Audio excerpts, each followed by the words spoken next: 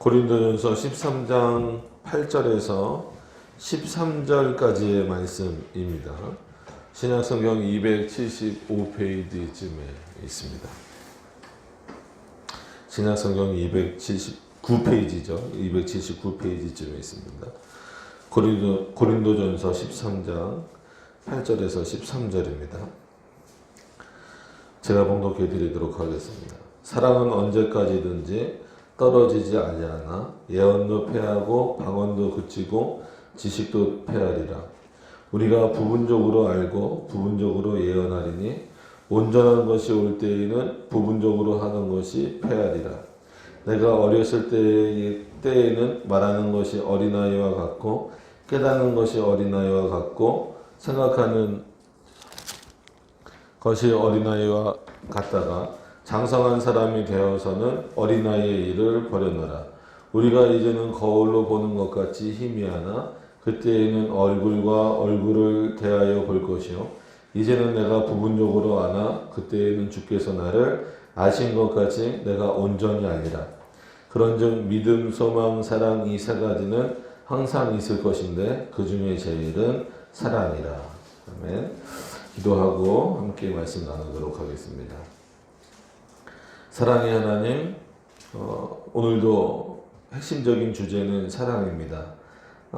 그러나 사랑만 중요한 것은 아니고 그 사랑을 갖고 있는 우리들이 어떻게 하나님 앞에 살아가야 할 것인지에 대해서 살펴보려고 합니다. 그리고 하나님이 원하시는 그 사랑의 의미가 뭔지를 다시 한 번 더 확인할 수 있는 그런 시간들이 되어서 우리로 하여금 이 땅을 살아가면서 또 하나님의 일을 감당하면서 여러 가지 많은 일들을 경험하고 또 하게 될 때에 그 중에 제일은 사랑이라는 의미를 깊이 잘 깨달아서 하나님이 기뻐 받으시는 우리의 모든 일들이 다 되게 하여 주시옵시고 특히나 예배와 우리들의 삶이 되게 하여 주시옵소서. 예수님의 이름으로 기도드립니다. 아멘. 우리가 13장 지난 시간에 이어서 사랑과 관련돼서 말씀을 좀 계속 전하고 있습니다. 그래서 이미 알려진 것처럼 고린도전서 13장은 사랑장이다. 많이들 그렇게 알고 계신다라고 말씀을 드렸습니다. 그래서 그것을 부정하고 싶지는 않아요. 그럼에도 불구하고 그 사랑의 본질이 뭔가를 조금 전체적으로 말씀드리고 싶어서 지난 시간과 나눠서 말씀을 드리려고 합니다. 그래서 지난 시간에는 결국은 그리스도를 아는 것 전체, 하나님의 말씀을 아는 것 전체가 없이는 그런 사랑이 없다라는 것, 그것이 증거된다라고 하는 거죠. 그래서 아무리 많은 그 당시에 어떤 은사라든지 정말 산을 옮길 만한 믿음이라든지 이런 내용들이 있다 할지라도 그런 내용들이 사랑, 하나님의 말씀에 근거하지 않으면 도덕적인 수준이나 아니면 세상에서 말하는 그 사랑의 기준으로 결국은 이해되게 될 수밖에 없다라고 말씀을 드렸습니다. 그러면서 그 사랑의 기준 또한 어떻게 보면 타락한 이후에 우리가 가지고 와서 하나님은 사랑이시다 할 때도 하나님은 사랑만 행하실 수 있는 분, 우리의 기준에 따라서 그렇지 않다라고 말씀을 드렸습니다. 근데 여전히 많은 사람들이 예정론을 부정하거나 아니면 이렇게 요즘에 여러 가지 재난들이 많죠.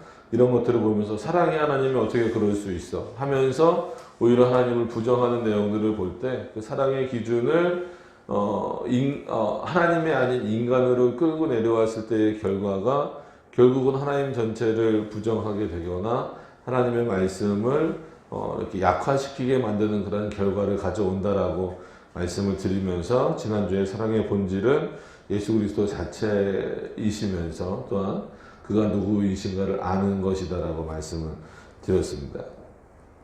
어떤 그런 말씀과 이어서 오늘 8절부터는 조금은 한 절 한 절씩 조금 우리가 살펴봐야 될 내용들이 있기 때문에 그렇습니다. 자, 8절부터 보시면 사랑은 언제까지 떨어지지 아니하나. 그래서 떨어지지 않는다라고 한글 성경에 표현되어 있지만 말 그대로 없어지지 않는다라는 거예요. 그래서 사랑이 가지고 있는 영원성.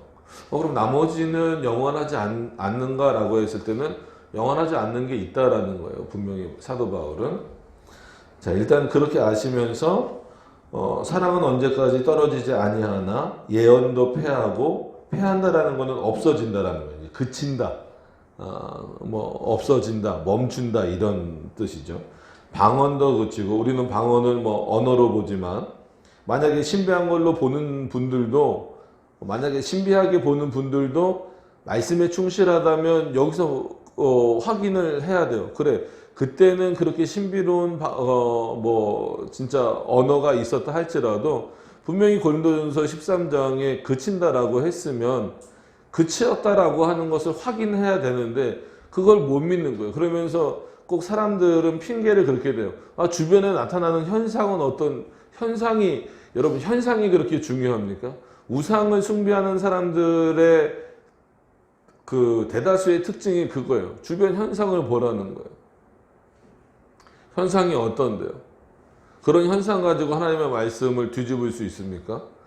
근데 우리는 이 방언을 외국어로 말하는데 그것도 그치다. 그럼 외국어가 그친다라는 게 아니라, 여러 번 말씀드렸지만 우리가 이 부분에서 나오는 방언은 말 그대로 외국어를 우리가 체계적으로 배우지 않았음에도 불구하고 교회의 어떤 그 질서와 건덕을 세우는 차원에서 이렇게 그 순간적으로 좀 습득하게 되는 경우, 아니면 내가 이렇게 말을 할 때 상대방이 자신의 나라 말로 알아듣게 되는 어떤 좀 특별한 그 성령 하나님의 역사, 이런 것들을 우리가 이제 표현하기 때문에 외국어라고 말합니다. 그런 것도 결국은 그치게 된다라는 거예요. 그리고 지식도 패하리라 라고 해서 칼빈은 이것을 언어의 종말이다라고 하는, 언어의 종말은 분명히 온다라는 거죠. 개인적으로 우리가 죽어도 언어는 말 못하잖아요. 아무리 그가 살아있을 동안에 유창한 말을 하고, 아니면 유창한 아주 훌륭한 지식을 갖고 있고 수많은 언어들을 한다 할지라도 그가 쓴 말은 남아 있을 수 있죠. 그러니까 예를 들어서 저희도 이제 소요리문답 끝나고 주일날 오후에 칼빈의 기독교 강연을 보게 되겠지만, 그러나 개인적으로는 결국은 더 이상 말할 수 없는 거예요. 그래서 개인적으로 봤을 때에도 이런 언어의 종말은 다 있어요. 그리고 전체 그 우주적 종말로 우리가 확대했을 때에도 결국은 나중에 우리가 하나님의 나라에 갔을 때 이게 필요하겠느냐는 거예요. 예언이 필요하겠느냐는 거죠. 지금 우리가 살아갈 때의 예언, 이때 예언은 우리는 말씀, 전해지는 말씀이라고 말씀을 드렸습니다. 진짜 말 그대로 넌 어떻게 될 거야, 이렇게 미래를 예측해주는 그런 신비로움이 아니라 예언해라고 여러 번 말씀드렸잖아요. 그래서 하나님의 말씀을 잘 해석해주는 일이 지금은 중요해요. 지금도 중요하잖아요. 그런데 하나님 앞에 갔을 때 더 이상 이 예언이 무슨 의미가 있냐는 거예요. 하나님이 계신데 천국에서. 그렇죠? 그런 차원에서 예언도 패하고 방언도 그치고 지식도 패한다. 그래서 우주적 종말이 왔을 때 결국은 이 언어의 종말은 분명할 것이다라는 거예요. 천국에서 언어가 없다는 얘기는 아니고, 그때는 이런 차원에서의 언어가 아닌 어떤 하나님을 찬양하는 차원에서의 언어가 남겠죠. 그러나 뭐는 영원하다라는 거예요? 사랑은 그때도 영원히 있다라는 거죠. 이 부분이 상당히 좀 어렵고 많은 분들이 놓치는 부분이에요. 그래서 또 말씀드리지만 고린도전서 13장이 사랑장이 맞아요. 근데 그 사랑이라고 하는 그 개념을 어떻게 잡느냐에 따라서 완전히 달라지는 겁니다. 아니 왜 다른 건 다 패하면서 사랑은 안 패합니까? 이렇게 말하는 경우가 이제 많죠. 자, 그래서 어쨌거나 지금은 글의 종말이 그런 차원에서는 어느 정도 있는 거죠. 개인적으로 그리고 역사적으로 볼 때. 그래서 그 글의 종말을 도왔었던 예언이나 방언이나 지식도 결국은 폐하여질 것이다라고 하는 겁니다. 폐하여지고, 그리고 나서 9절에 넘어가서 보시면 우리가 부분적으로 알고 부분적으로 예언하나니 이렇게 표현되고 있잖아요. 그래서 우리가 부분적으로 알고 부분적으로 예언한다라고 하는 것은 말 그대로 뭐 좀 어렵게 나누면 우리는 늘 원형 신학에 대해서는 할 수 없다라는 것을 말씀을 여러 번 드렸어요. 설교 시간이긴 하지만 좀 신학적 용어를 이렇게 말씀드린 이유는, 왜냐하면 하나님이 우리에게 자신을 알려준 만큼 우리는 알 수밖에 없기 때문에, 하나님께서 자신을 알려주셨다라는 어떤 그런 계시라는 수단을 사용하셨기 때문에 우리는 하나님 자체를 알기는 그렇게 쉽지 않아요. 그래서 하나님이 우리를 알려주신 만큼 알기 때문에 그거를 모형신학이다 이렇게 부르는 거예요. 그런 차원에서 우리는 하나님을 충분히 다 알 수는 없다라는 거죠. 그러니까 우리의 연약함을 따라서도 그렇고, 하나님과 우리의 본질적인 어떤 그 차이를 따라서도 그렇고, 우리는 하나님에 대해서 부분적으로 알 수밖에 없다. 그럼 부분적으로 안다라고 해서 구원이라든지 아니면 다른 부분에 있어서 부족해지느냐? 그렇지 않아요. 성경을 통해서 우리는 충분히 하나님에 대해서 알 수 있어요. 그럼에도 불구하고 하나님 자체로 비교해 봤을 때 우리가 지금 하나님을 안다라고 말하는 것은 부분적일 수밖에 없다라는 거예요. 그래서 그 부분적으로 알 수밖에 없는 차원에서는 당연히 뭐가 동원되는 겁니까? 지식이나 지혜라든지 이런 내용들이 또 필요한 거예요. 그 다음에 외국어라든지, 그러니까 여기서 말하는 방언이겠죠. 이런 내용들이 필요한 겁니다. 그러니까 외국어를 방언으로 우리는 두고 해석을 하는 거예요. 그런 차원에서 방언도 필요하고 지식도 필요한 거예요. 왜? 우리가 부족하니까. 그러니까 오해를 하시면 안 돼요. 지금 한판에 제가 좀 부족해서. 우리가 부족하니까 지혜와 지식이 주어져서 이 부족한 부분을 채워라, 이게 아니라 너희가 부족한데 그 부족한 것은 너희의 한계고 너희의 본질적인 차원이다. 그렇게 부족하기 때문에 하나님이 이미 너희에게 뭐를 주셨다? 내가 너를 아는 지식, 그러니까 나를 아는 지식을 너희에게 주셨다라는 거예요. 그러니까 성경을 갖고 있는 자들은 어떤 자들이에요? 이미 부족한 자들이에요. 그러나 그 부족함이 결코 우리의 구원이나 아니면 하나님을 아는 데 있어서, 그러니까 하나님이 허락하신 만큼 하나님을 아는 데 있어서 부족하지는 않다라는 거죠. 그러니까 이게 좀 요 부분을 이해하시는 게 어려울 수 있어요. 그러니까 전체적인 측면으로 봤을 때 하나님의 본질적인 차원으로 이해를 했을 때 그 하나님을 알기에는 우리는 부족하고 연약합니다. 어느 때나 부족해요. 천국 가서는 더 풍성해지겠죠. 그런데 그건 이제 뒷부분에 나오기 때문에 말씀을 드리겠습니다. 그렇기 때문에 우리로 하여금 부족하지만 그 하나님에 대해서 알 수 있는 방법으로 뭘 주셨냐면 계시인 성경을 주신 거예요. 그리고 올바른 교리를 주신 거고, 그래서 부족한 우리들을 위하여서 이 계시인 성경과 교리를 주셨기 때문에 우리는 여전히 부족하지만 그 부족한 상태에서 하나님을 알 만한 것은 충분히 하나님이 다 주셨다라는 거죠. 근데 그 부족함이 결코 구원이라든지 아니면 교회를 세운다라든지 신학을 완성하는 데 있어서 부족하지는 않다라는 겁니다. 그러니까 요것이 이제 로마 카톨릭과 그 당시에 논쟁이 많이 됐었던 부분이에요. 한 구절 가지고. 그러니까 그래서 우리가 부분적으로 알고 부분적으로 예언하니. 그래서 이거는 우리는 이럴 수밖에 없다는 거예요. 칼빈조차도 나도 그렇고 완벽한 사람은 있을 수 없다라는 거죠. 아무리 그가 언어를 많이 해서 언어적 지식이 출중하다라고 할지라도, 그리고 어떤 신학적 지식이나 철학적 지식이 출중하다 할지라도 우리는 부족한데, 그렇게 부족하게 채워주신 것 자체도 뭐라는 거예요? 하나님의 은혜가 아니고는 불가능하다라는 거죠. 그러니까 상대적으로 비교해 봤을 때 우리는 하나님과 늘 부족할 수밖에 없는 존재다라고 하는 겁니다. 그러니까 여기서 구절은 바로 그냥 앞에 거를 땡겨 오셔서 지식이 필요 없다, 부족하다 이렇게 생각하시면 안 됩니다. 충분한 지식을 주셨어요. 그러나 그것은 모형신학을 아는 것이지 원형신학을 알 수 있는 충분한 내용은 아니다라는 차원입니다. 그러니까 그런 차원에서 이 인간이 가지고 있는 한계나 어떤 부분들을 우리가 분명히 인식하지 못한다면 사랑에 대해서도 다른 정의를 내릴 수밖에 없고 하나님에 대해서 오해할 수밖에 없고 자기가 하나님을 판단하는 어떤 그 기준이 돼버린다라는 것, 그것 때문에 이 부분을 한 번 더 생각해 보셔야 된다라는 거예요. 자, 10절에 바로 나옵니다. 온전한 것이 올 때에는 부분적으로 하는 것이 패하리라. 이것을 예수 그리스도가 이 땅에 다시 오신다라는 어떤 그런 개념으로 이해하는 경우도 있지만, 분명히 온전한 것이 올 때에는 뭐겠습니까?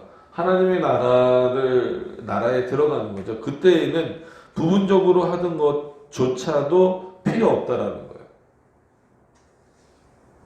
그죠? 천국에서는 여기서 뭐 이제 뒷부분에서도 말씀드릴 수 있지만 여기서 한번 말씀드리면, 예를 들면 그거요. 이것도 조금 어려우실 수 있어요. 이해를 좀 잘 하시면 좋겠는데, 우리는 지금 하나님을 본다라고 했을 때는 마치 그리고 우리가 구원의 서정을 통해서 우리에게 회복되어지는 것은 뭡니까? 하나님의 형상이죠. 하나님의 형상을 회복해 간다라고 말하고 하나님의 형상을 닮아간다 이렇게 말하는 거예요. 그래서 우리가 하나님의 모습이 외형적인 모습이 아니라 그가 우리를 만드신 목적대로 그가 우리의 입을 만드시고 우리의 눈을 만드시고 우리의 몸을 만드신 목적대로 우리가 회복되어져 가는 삶을 사는 게 이 땅에서의 삶입니다. 그래서 이 땅에서 하나님을 만나는 건 가짜 하나님을 만난다 이게 아니라 진짜 하나님을 만나는 것이지만 보다 어디에 조금 더 초점이 맞춰져 있냐면 하나님의 형상에 대한 회복, 거기에 좀 초점이 맞춰져 있는 거예요. 그러니까 그런 부분들을 우리가 기억하시면서 그러나 하나님의 나라에 들어갔을 때에는 우리가 하나님의 형상이 완전히 회복된 상태입니다. 구원의 서정의 단계에서 보면 마치 그 타락 전과 같이 하나님의 형상이 회복된 그런 상태이기 때문에 보다도 어떤 하나님, 그래서 이제 그 뒷부분에 거울과 거울을 보고 이제 맞대어 본다 이런 부분에서 조금 더 명확하게 설명을 해야 되겠지만, 어떤 하나님이냐면 단순히 하나님의 형상을 회복하는 정도가 아니라 하나님 자체이신 그분을 만나게 된다라는 거예요. 그러니까 이 땅에서 그분을 안 만난다라는 게 아니에요. 이 땅에서 우리도 그 하나님을 여전히 만나는 거예요. 그러니까는 두 하나님이라고 생각하시지 말고 어떤 우리의 상태로 이해를 하셨으면 좋겠어요. 여전히 우리는 그 하나님 자체를 만나기는 하지만 우리의 부족함과 연약함으로 인하여서 그 하나님에 대한 온전한 이해가 없기 때문에 하나님의 형상을 따라서 우리가 회복되어져 가는 과정을 통해서 그 하나님을 만나는 그런 방식이라면, 천국에서는 이미 뭐가 완성된 거예요? 구원의 서정이 완성된 거잖아요. 그렇게 완성된 이후에 만나는 하나님은 하나님의 형상을 회복하는 차원에서 만나는 것이 아니라 하나님 그 자체를 만난다라는 차원에서 이 땅에서보다 더 분명하게 그 하나님을 알 수 있다라고 하는 겁니다. 그러니까 그런 부분들이 고린도전서 13장에 나오는 거예요. 그래서 그런 이런 내용들이 있기 때문에 13장을 우리가 잘 이해하고 넘어가지 않으면 14장부터 나오는 어떤 교회 질서와 관련된 여러 은사들, 또 끊임없이 반복되는 사랑에 대한 이야기들을 제대로 알 수가 없기 때문에 그렇습니다. 자, 온전한 것이 올 때는 그런 차원에서 부분적으로 하던 것, 이 땅에서 하던 것은 폐하여지리라. 그렇죠? 그래서 이 땅에서 하는 어떤 뭐 예를 들면 예배를 드린다 그래도 우리는 지금 예배 모범에 따라서 웨스트민스터 예배 모범에 따라서 최대한 드리려고 하고 있잖아요. 그런 차원은 아마 없어질 것이다라는 거죠. 그러니까 오해하시면 안 됩니다. 예배가 없어진다라는 게 아니라, 그래서 뭐 천사랑 비유를 한다 할지라도 지금 우리는 하나님을 본다라고 했을 때 진짜 이 가시적 눈으로 보는 건 아니잖아요. 믿음의 눈으로 본다라는 거죠. 그런 차원에서 하나님의 형상이 회복된다라고 한다면 여전히 지금 현재 천사들은 하나님을 어떻게 볼까요? 직접 보겠죠. 우리와는 전혀 다른 방식으로 볼 거란 말이에요. 정말 신비로운 방식으로. 그랬을 때 우리로 하여금 하나님을 볼 수 있는 방식은 어떻게 보게 하셨어요? 예, 전체적으로는 예배지만 그 안에서 핵심적인 것은 들려지는 말씀과 성찬이에요. 그래서 성찬이 중요한 보이는 말씀이라고 했잖아요. 그래서 이 두 가지가 그만큼 중요하게 여겨지는 겁니다. 하나님을 만나고 하나님을 보는 차원에서 또한 그러나 그때는 이 모든 것들이 의미가 없는 거죠. 전해지는 말씀도 그 다음에 보여지는 성찬도 하나님의 나라에서는 더 이상 의미가 없다라는 거죠. 그만큼 이 고린도전서는 그런 부분에서 중요해요. 그래서 예를 듭니다. 11절은 그 바울이 드는 예예요. 내가 어렸을 때에는 실제로 바울이 어렸다 뭐 이런 뭐 자기들 예를 들 수도 있지만 그냥 전체적으로 이렇게 예를 드는 거예요. 어린아이와 그다음에 이제 그 성장한 사람을 비유로 들어서 말하는 거죠. 내가 어렸을 때는 말하는 것이 어린아이와 같고 당연한 말을 합니까? 그냥 당연한 것이 좀 어떤 믿음의 문제로 신앙적인 문제로 넘어오면 그것도 또한 당연한 거예요. 신앙적으로 믿음의 연륜. 그래서 칼빈은 주석에서 뭐라 그러면 믿음의 나이 뭐 이렇게 표현을 해요. 믿음의 연륜이라는 게 나이잖아요. 그러니까 믿음의 나이에 따라서 이 땅에서의 나이와 상관없이 믿음의 나이에 따라서 그 사람은 표현할 수밖에 없다라는 거예요. 어린아이는 말 그대로 어린아이 특유의 표현이 있잖아요. 그걸 뭐 어떻게 제가 지금 흉내낼 수는 없지만 어린아이는 어린아이 특유의 표현이 있어요. 그럼 믿음이 어렸을 때에 하는 그 특유의 표현들이 있다라는 거예요. 그래서 어린아이와 같고 깨닫는 것이 어린아이와 같고 깨닫는 수준도 아무리 여기다가 자세히 설명을 해주고 재밌게 설명을 해줘도 그 아이 수준에서 어린아이 수준에서 이해할 수 있는 것만큼만 이해하지 전체를 다 이해할 수는 없다라는 거예요.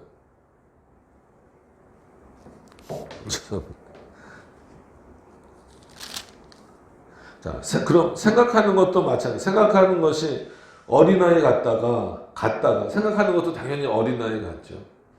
뭐 예를 들어서 남을 배려하지 잘 못한다거나 뭐 그럴 수 있죠. 뭐 좀 오래 집중력을 갖지 못한다거나 이 아이들의 좀 특징이잖아요. 그죠? 그러다가 장성한 사람이 돼요. 그러니까 믿음의 연륜이 이제 어느 정도 차서 이제는 이제 그 바울 스스로의 어떤 표현대로 젖먹이가 아니라 단단한 식물을 씹어 먹어도 이해가 되고 소화가 될 만큼의 어떤 믿음의 연륜이 됐을 때에는 그렇게 장성한 사람이 되어서는 어린아이의 일을 버려놓으라. 이거 당연히 버려야 된다라는 거예요. 만약에 장성한 사람이 어렸을 적의 내용이 좋다고 어렸을 적의 어떤 기억이 좋다고 여전히 어린아이와 같이 한다면 여러분 그 정상적으로 보이겠습니까? 아니죠. 저도 여러분도 아마 저희 애들처럼 어렸을 때 시절을 다 보내셨을 거예요. 그때는 어떻게 하면 엄마 아빠가 나를 귀여워해 주겠지, 나를 이뻐해 주겠지, 이거 다 안단 말이에요. 그거 다 하셨을 거고. 근데 지금 뭐 이제 다 나이 때는 틀리지만 그래도 다 성인이 됐는데 여러분들이 갑자기 집에 가서 부모님들한테 그렇게 한다 그러면 부모님이 좋아하시겠어요. 얘가 갑자기 왜 이러나 싶은 생각을 갖게 되는 거죠. 그리고 당연히 뭐를 버려야 돼. 여기 잘 설명을 해놨어요. 예. 죄송합니다. 저희 불찰은 제가 좀 이렇게 돼서. 자, 보면 장성한 자는 어린아이의 것을 버리라 그랬는데 뭘 버려야 될까요? 어렸을 때에 말하는 것을 버리고 어린아이 정도에서 깨닫는 수준을 버리고 어린아이와 같이 생각하는 것을 버리라는 거예요.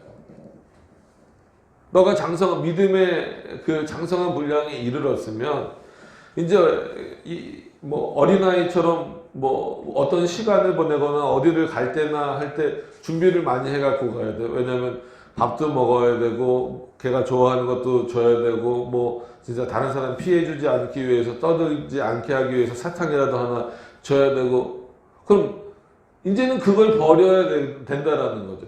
그러기 위해서 하나님이 너희의 믿음을 성장시켜 어린아이부터 바로 딱 뭐 큰 믿음을 주시면 장성한 믿음을 주시면 좋지만 사람마다 또 틀리겠지만 이 어린아이부터 쭉 성장을 해서 장성하게 되는 것처럼 믿음도 마찬가지로 이렇게 성장을 했다 그러면 어린아이에서 성장해서 장성해져 가는 그 과정에서 필요했었던 것들, 일부 필요했었던 것들은 장성하게 됐을 때에는 아무리 그 기억이 좋았었더라도 어떡하라는 거예요?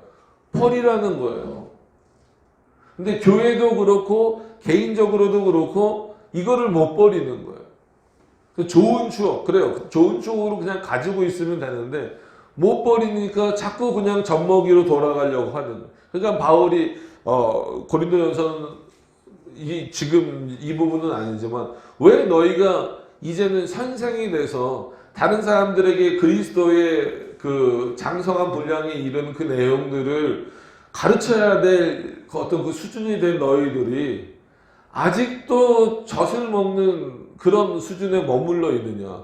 왜 조금만 단단해지면 이거 못 먹겠다라고 나오느냐 이거예요. 이제는 너희의 이도 튼튼해지고 너희의 위장도 튼튼해져서 너희의 눈도 밝아져서 이것도 씹어 먹고 또 소화도 시키고 또 그것이 활동으로 나올 수 있어야 그게 정상인데 왜 아직도 머물러서 마치 바울인 내가 너희들에게 이렇게 한 숟갈씩 떠먹여줘야 되는 그런 수준에 있어야 되냐는 거죠. 천국은 그런 것이 아니라는 겁니다. 하나님의 나라는 그런 것이 아니다라고 하는 겁니다. 그럼에도 불구하고 여기에 베이스에 즉 모든 좀 유지되고 있다라는 거예요. 하나님의 사랑은 그럼에도 그치지 않는다라고 하는 거죠. 자, 12절로 그런 차원에서 12절로 넘어가서 보시면 우리가 이제는 거울로 보는 것 같이 희미하나 그때에는 얼굴과 얼굴을 대하여 볼 것이요. 이제는 내가 부분적으로 아나 그때에는 주께서 나를 아신 것 같이 내가 온전히 알리라. 그죠? 하나님의 나라에서 아까 말씀드린 것을 다시 말씀드리면 거울로 보는 것 같이 희미하나. 지금과 같은 거울로 생각하시면 안 되죠. 그죠? 이 당시만 생각하시더라도 아니면 우리나라 조선시대만 생각하시더라도 거울 그러면 어떻습니까? 이렇게 유리로 만들었다기보다는 반짝이는 무슨 뭐 이렇게 비치는 그런 쇠 같은 뭐라고 표현해야 할까요? 철 같은 걸로 이렇게 거울을 많이 삼았잖아요. 물론 후기에는 유리가 나오긴 했지만 그러나 이때만 하더라도 그 거울이 정확하게 지금과 같은 거울의 형태는 아니었단 말이에요. 그래서 희미하다라고 말하는 겁니다. 그럼에도 불구하고 늘 말씀드리지만 이 희미함이 절대 우리 구원이나 우리의 신앙 성장을 방해하는 희미함이 아니다라는 거예요. 의외로 많이 그렇게 알고 계시더라고요. 아니에요. 천국 가서는 알지. 아닙니다. 물론 천국 가서 우리가 그러니까 완전 성화되는 거는 당연한 거지만 이 땅에서도 우리는 이 희미함을 통하여서 우리에게는 이 땅에서 충분히 누구를 알 수 있어요? 하나님이 누구신지 알 수 있다라는 거예요. 그러나 이렇게 그 천국을 기준으로 봤을 때에는 이 땅에서 하나님을 충분히 아는 것과는 비교될 수 없을 만큼 하나님에 대해서 알 수 있다라고 하는 거죠.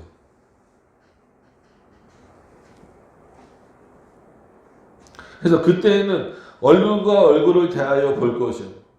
그죠? 어느 시대나 마찬가지로 서로 얼굴과 얼굴을 맞대어 본다라는 것은 그만큼 가깝고 친밀하고 어떤 그런 의미를 보는 거잖아요. 뭐 예를 들어서 보기 싫은 사람, 아니면 어색한 사람, 아니면 그런 친밀감이 없는 사람은 어느 시대나 이렇게 얼굴을 맞대어 보기 쉽지 않아요. 근데 하나님과 이렇게 얼굴을 맞대어 볼 수 있다라고 하는 것은 그만큼 하나님이 우리를 사랑하신다는 것과 하나님과의 친밀함이 어느 정도 깊어질 것인가. 희미한 것에서 그 희미한 것으로도 우리는 구원에 있어서 또 구원을 얻은 자의 삶에 있어서는 충분했음에도 불구하고 더 밝히 우리를 만나주시고 가까이 오신다라는 이 차원이 얼마나 높고 깊은 하나님의 사랑의 그 내용인가를 확인하실 수 있어야 된다는 거예요. 여기서 하나님의 사랑을 끌고 와야지. 그런 차원에서 사랑은 영원하다라는 거예요. 우리가 영원하기 때문에 영원한 것이 아니라 하나님이 영원하시기 때문에 그 사랑이 영원하다라고 하는 것을 기억하셨으면 좋겠습니다. 그래서 아까 말씀드린 대로 이제는 그런 어떤 내가 부분적으로 아나 그때는 주께서 나를 아신 것 같이 내가 온전히 아니라 이런 부분에서 한 번 더 설명드리면 성찬이나 말씀도 지금은 반드시 우리에게 필요해요. 그죠? 왜 우리는 더 성장해 가야 되고 장성한 분량으로 나가야 되니까 이 부족함을 인식하면서도 그럼에도 불구하고 더 성장해야 되니까. 그러나 하나님의 나라에 들어가서는 성찬이나 전해지는 말씀이 목사들을 통해서 전해지는 말씀이 더 이상 의미가 없다라고 하는 겁니다.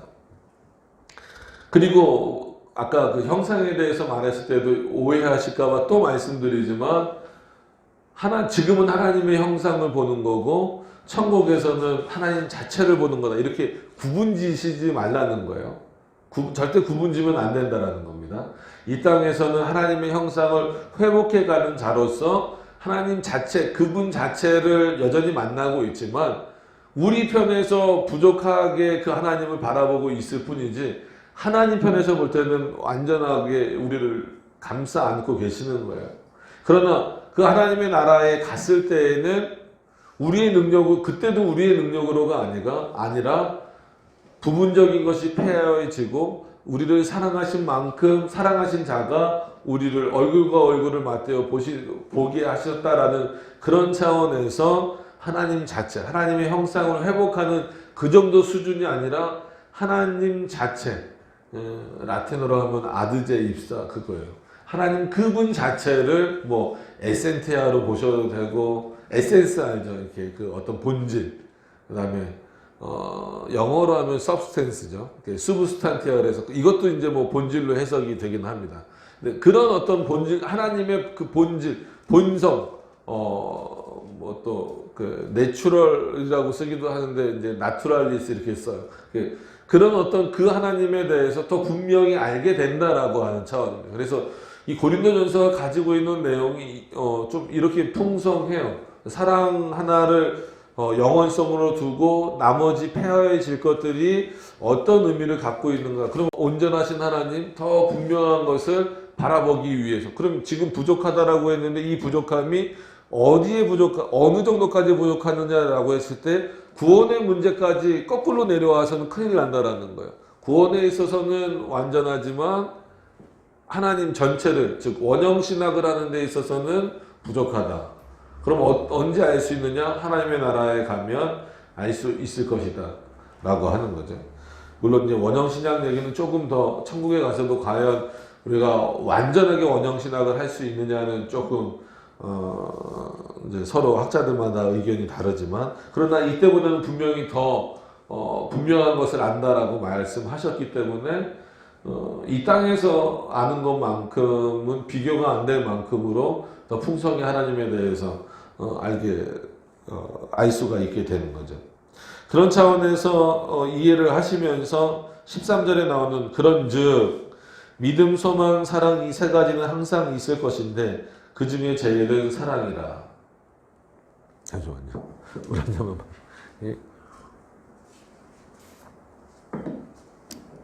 저도 불편하지만 여러분들에게도 이 불편함을 드려서 죄송합니다. 그러면 여러분들이 생각을 하셔야 돼요. 잘 생각을 하셔야 됩니다. 믿음과 소망과 사랑 중에 사랑이 제일 크다라고 말씀을 했어요. 바울이 했어요.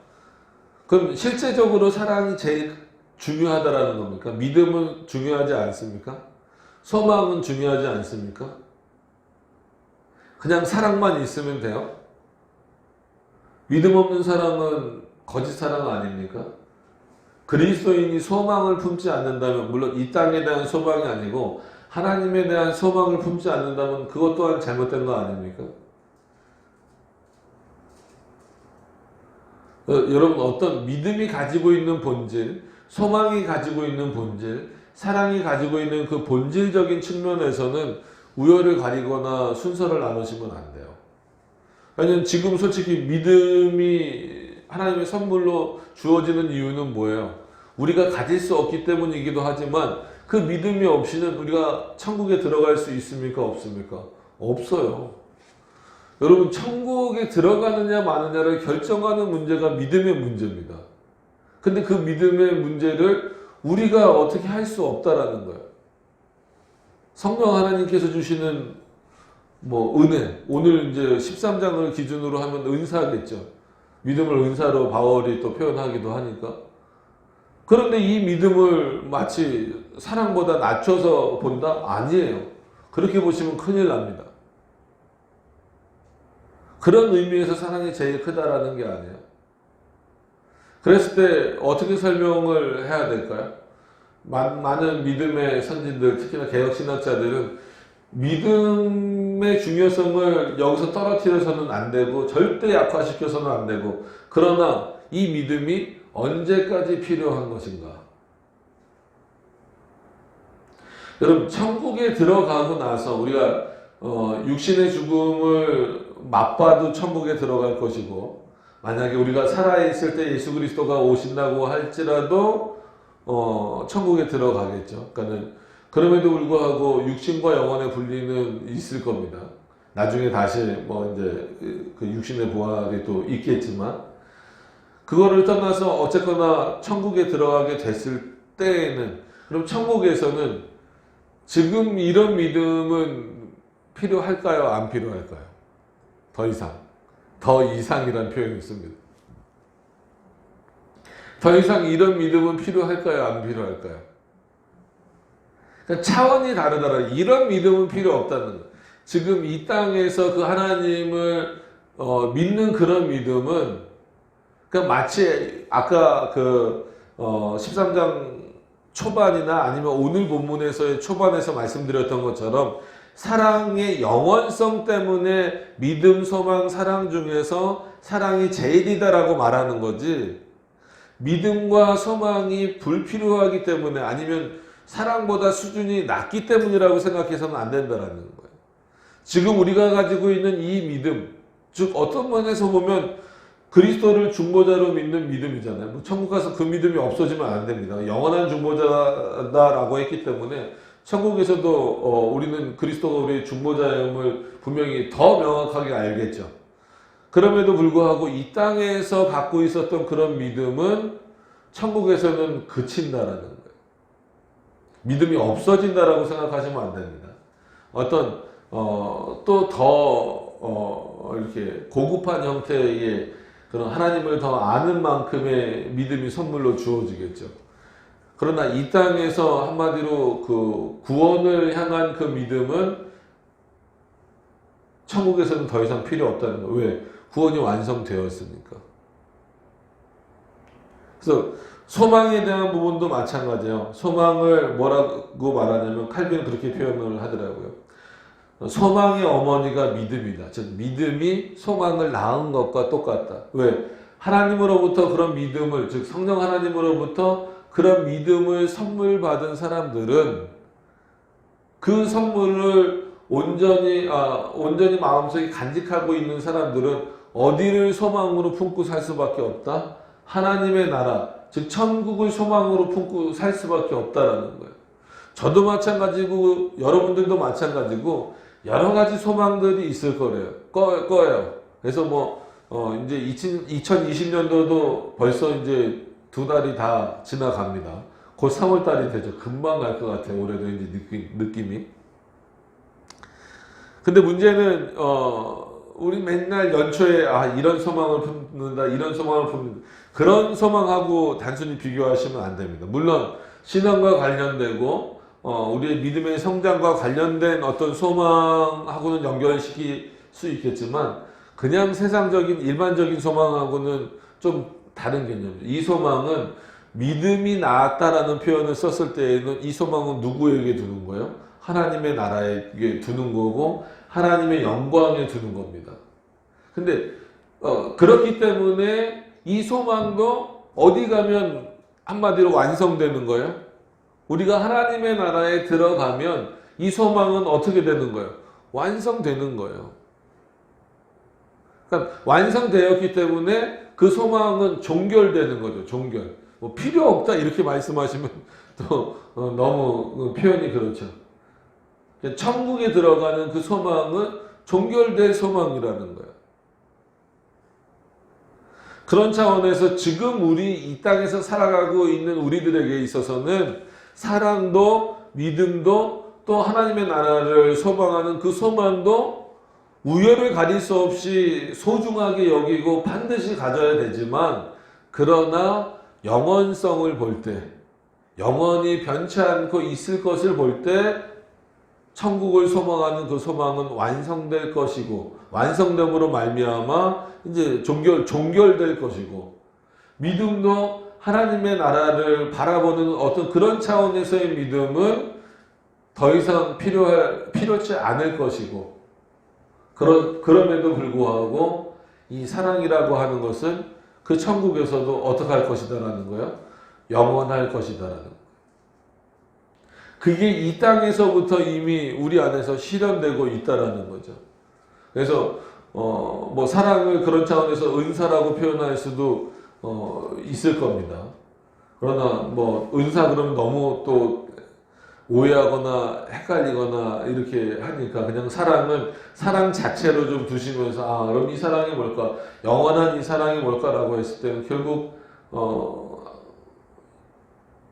하나님의 말씀이며 또 그 말씀을 통해서 우리에게 주어진 어떤 그런 내용들, 단순한 어떤 감정 이런 게 아니다라고 말씀을 드렸습니다. 지난 시간에 그래서 보통 우리는 사랑 말하면 벌써 뭐 아가페적인 사랑, 필레오적인 사랑, 또 뭐예요? 에로스적인 사랑, 뭐 이런 것만, 이게 다 인간적인 기준이잖아요. 그래서 대표적으로 예수님이 그 베드로를 3번 부르셨는데 첫 번째는 뭐 필레오로 부르셨고, 첫 번째도 뭐 에로스로 부르셨다 그러면 큰일 나니까 신학자들도 그 정도까지는 가진 않아요. 첫 번째, 두 번째는 필레오로 부르셨다가 세 번째는 아가페로 부르셔서 그때 그랬기 때문에 그때 이제 하나님 그 베드로가 응답했다 이렇게 표현을 하는데, 그건 너무 그런 게 이제 좀 약간 뭐라 그럴까요? 알레고리칼한 해석이라고 할까요?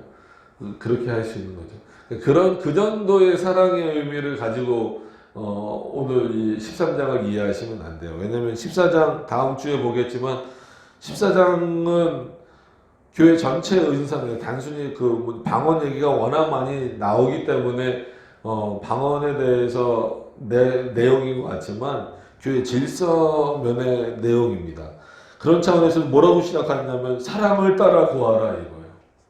사랑이 기준이 딱 돼버려요. 그렇기 때문에 이 사랑을 어떤 단순한 감정으로만 이해하시지 말고 분명하게